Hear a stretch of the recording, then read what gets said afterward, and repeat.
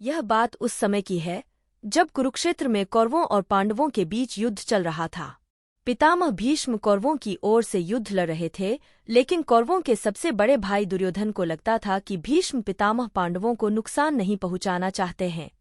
दुर्योधन का मानना था कि पितामह भीष्म बहुत शक्तिशाली हैं और पांडवों को मारना उनके लिए बहुत आसान है। इसी सोच में डूबा दुर्योधन भीष्म पितामह के पास पहुंचा। दुर्योधन ने पितामह से कहा कि आप पांडवों को मारना नहीं चाहते, इसीलिए आप किसी शक्तिशाली हथियार का इस्तेमाल नहीं कर रहे हैं। दुर्योधन की बात सुनकर भीष्म बोले, अगर तुम्हें ऐसा लगता है तो मैं कल ही 5 पांडवों को मार गिराऊंगा। मेरे पास 5 चमत्कारी तीर हैं जिनका उपयोग मैं एकल युद्ध में करूंगा। भीष्म पितामह की बात सुनकर दुर्योधन बोला, मुझे आप पर भरोसा नहीं है, इसलिए आप ये 5 चमत्कारी तीर मुझे दे दीजिए। इन्हें अपने कमरे में सुरक्षित रखूंगा।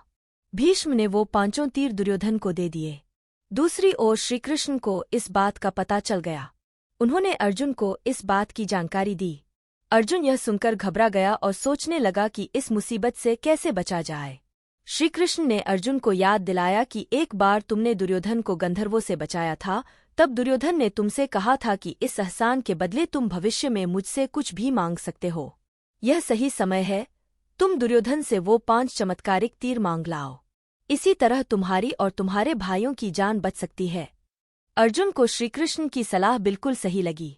उसे दुर्योधन का दिया वचन याद आ गया। ऐसा कहा जाता है कि उस समय सब अपने दिए गए वचन जरूर निभाते थे। वचन तोड़ना नियम के खिलाफ माना जाता था। अर्जुन ने जब दुर्योधन को उसका दिया वचन याद दिलाया और 5 तीर मांगे, तो दुर्योधन मना नहीं कर सका। दुर्योधन ने अपना वचन निभाया और वो तीर अर्जुन को दे दिए।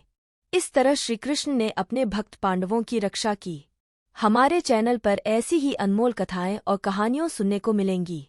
अगर आपको हमारा कंटेंट पसंद आता है तो चैनल को लाइक, शेयर और सब्सक्राइब करें। आपका सहयोग हमारे लिए महत्वपूर्ण है।